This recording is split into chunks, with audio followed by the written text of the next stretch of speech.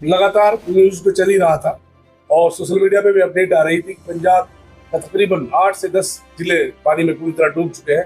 जो वो पंजाबी कौम जो हमेशा हर जगह लगन लगाती है, ऐसी कौम जो दुनिया की खिदमत में जाती है, आज उन पर मुसीबत आई है। तो दिल में ख्यालात पैदा हुआ कि हम लोग एक मशवरा के तौर पर हमने तय किया कि जिस तरह हम सोशल वर्कर हैं, समाज के जिम्मेदार लोग हैं, समाज की भलाई के लिए अपने इलाके में काम करते हैं, तो सोचा कि एक कदम आगे बढ़ के इंसानियत के तौर पर अब हमें, जिसे हमारे इस्लाम हमें इंसानियत सिखाता है, आज इंसानियत का वक्त था, भाईचारे का वक्त था। जिस तरह मुसलमानों को दरकिनार करके रख दिया इस हिंदुस्तान के अंदर, मुसलमानों को पूरी तरह से ऐसे कर दिया जैसे हम इस देश का हिस्सा ना हो, तो हमने ये सोचा कि नहीं, आज इस मुसीबत में हम मुसलमान ही पहली लाइन में खड़े होंगे, चाहे जो हो जाए। हम फौरन अपने इलाके में एक मैसेज दिया कि वहाँ के हालात ये हैं, हम लोग एडवांस टीम में जा रहे हैं, जैसे वहाँ के हालात होंगे आपको बता दिया जाएगा। तो सबसे पहले कपूरथला पहुंचे, वहाँ के हालात देखे। वहाँ के वो लोग फुटपाथों पे लेटे हुए हैं, डोड़ों पे लेटे हुए हैं, मेडों पे लेटे हुए, बंद में लेटे हुए हैं, टेंटों में पड़े हैं, उनकी पशुएं साइड में बंधी हुई, मच्छर खा रहे हैं उनको। बहुत बुरे हालात थे जब मौके पहुंचे आज से 7 दिन पहले। साथियों, पानी का सतह धीरे धीरे कम हो रहा है। तो वहां पर जब हालात देखे तो पंजाबी भाइयों ने कहा कि मेरे मुसलमान भाइयों, आप इतनी दूर से यहाँ पहुंच गए 600 किलोमीटर से, हम आपका कर्ज नहीं दे पाएंगे। तो भावुकता आ जाती है, तो वही भावुकता थी, मेवात तक पहुंच गई और मेरी कौम जज्बात में आ गई। जज्बात में आने के बाद कौम ने घर घर में ऐलान कर दिया, मस्जिदों में ऐलान कर दिया और ऐलान हुआ कि अल्हम्दुलिल्लाह हमारे उलेमा कूद गए इस जंग में, हमारा आम आदमी कूद गया इस जंग में और यहाँ से हजारों ट्रक भाग लिए रवाना हो। मैं बताना चाहता हूँ, कम से कम 500 ट्रक अब तक जा चुके हैं वहाँ। हजारों ट्रक हमने हाथ जोड़ जोड़ के रोके, वहाँ अल्हम्दुलिल्लाह के पास बहुत मदद आ रही है। अब हरियाणा से भी मदद शुरू हो गई है और अब पंजाब के खुद के जिले कूद चुके हैं, वहाँ के बड़े सिंगर कूद चुके हैं और हमारी पूरी मेवात वहाँ नजर आ रही है। मैं यही कहना चाहता हूँ, जो हजारों ट्रक माल तुम्हारे पास रुका हुआ है उसे रोक ले, क्योंकि जम्मू का भी इलाके के बारे में सूचना मिल रही है, वहाँ भी डूबा हुआ है और भी देश में कहीं जरूरत पड़ सकती है।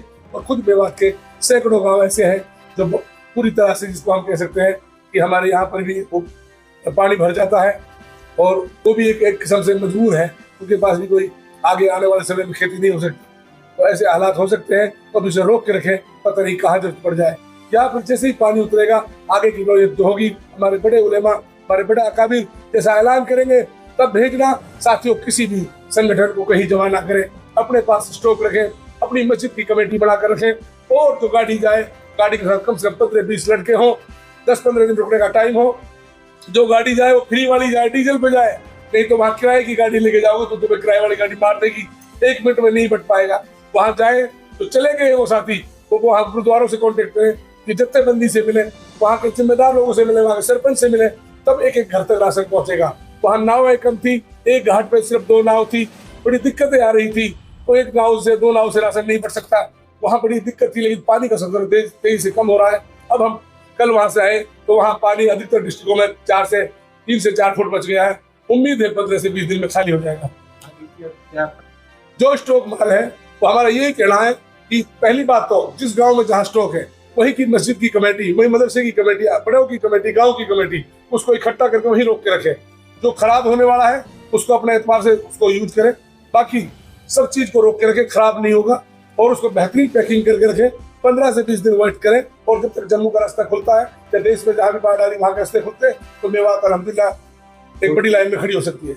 करीबन मेरा ये मानना है कि मैं पिछले 48 घंटे ढंग से सोए नहीं था। क्यों नहीं सोए थे? बार बार फोन आ रहे थे, गाड़ियां जा रही थी, कम से कम हजारों गाड़ी हमने रोकी हुई है, 500-700 गाड़ी हमारी वहां से यहाँ से जा चुकी है, इसमें कोई शक नहीं है। क्योंकि एक एक गांव से, कुटावड़ जैसे गांव 5-5 गाड़ी, सिंगार जैसे गांव में 5-7 गाड़ी, हमारे धौल जैसे गांव में 8-8 गाड़ी। साथियों, ऐसा कोई गांव नहीं जिस गाड़ी भर भर के नहीं जा रहा। मुझे तो ऐसा लगता है जितनी मस्जिद उतनी गाड़ी नहीं। ऐसी घटना तो नहीं थी, लेकिन हम सावधानी से गए, ट्रैक्टरों की लाइन में गए। हम लास्ट में जो डिस्ट्रिक्ट था गुरदासपुर, उसके जो बॉर्डर पे जहाँ बांध टूटा था, हमने लास्ट पॉइंट को देखना चाहा कि हम वहाँ उस पॉइंट पे जाए जहाँ वो टूटा था। तो हम बिल्कुल पाकिस्तान के 2 किलोमीटर नजदीक पहुंचे, वहाँ हमारी सेना हमें मिली, सेना से मुलाकात हुई हमारी। वहाँ का नजदीक जो एक गाँव था पूरी तरह डूब गया था, पूरी तरह से। तो वो गाँव डूब के मरने ही वाला था, तो फौरन बांध का जोर से दूसरे गाँव में पानी टूट गया।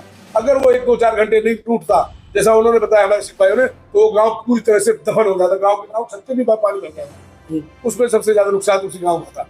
वही से 2 किलोमीटर दूर पाकिस्तान बॉर्डर था, बाकी हालात